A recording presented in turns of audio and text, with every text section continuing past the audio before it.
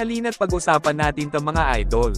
Pagkatapos ng Asian Game ang Gilas Pilipinas ay sasabak naman para sa 2025 FIBA Asia Qualifiers, kung saan ang makakatapat naman nila dito sa tournament ay ang tatlong koponan kabilang na ang New Zealand. Base kasi sa format ngayon ng Gilas ay nasa Group B sila, kasama ang New Zealand, Chinese Taipei, at Hong Kong sa qualifiers na lalaruin sa tatlong windows, at gaganapin naman sa darating na February 2024, November 2024, at February 2025. At sa 60 at 37 list na 12 man ng Gilas Pilipinas, ay dapat na manalo sila ng at least 2 games sa loob ng 6 na laro na ayon nga sa plano ng SBP ay dapat nilang talunin ang dalawang top team sa Group B. Na ang susunod naman nga nilang makakatapat ay ang 5 pang groups na papasok ng FIBA Asia Cup 2025. At heto yung 5 qualifying groups. Ang Group A ay binubuo naman ng bansang Australia, Thailand, Korea at Indonesia. At sa Group C ay heto naman ang mga kasama at nangunguna ang China, Guam, Japan at Magnolia. At Group D ay kasama naman ang Iraq, Jordan, Palestine, and Saudi Arabia.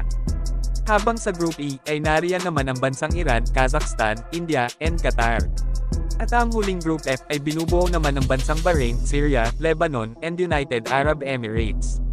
Sa nakaraang taon kasi noong 2022, ang Gilas Pilipinas ay nagtapos sa 9th place sa Jakarta during the tournament na ang nanalo ay ang Australia.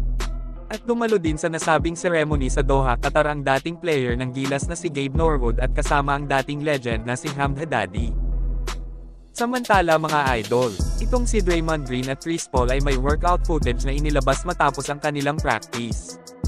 Nang makuha ng Golden State Warriors si Chris Paul nitong summer ay nagkaroon ng katanungan tungkol sa kanyang potensyal kung babagay ba kasama si Draymond Green. Ang dalawang bituin ay nagkaroon ng kanilang patas na bahagi ng run-in sa mga nakaraang taon. Hindi nakakagulat na ang core rotation ng Warriors ay tumagal ng ilang sandali upang mag-sign off sa deal at tanggapin na ang presensya ni Chris Paul na maaaring magpabuti sa kanilang rotation.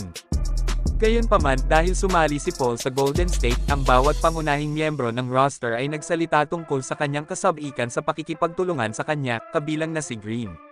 Ngayon, lumilitaw na sina Green at Paul ay naghahanap upang tumalon sa bagong season at bumuo ng ilang kinika patungo sa kampo ng pagsasanay.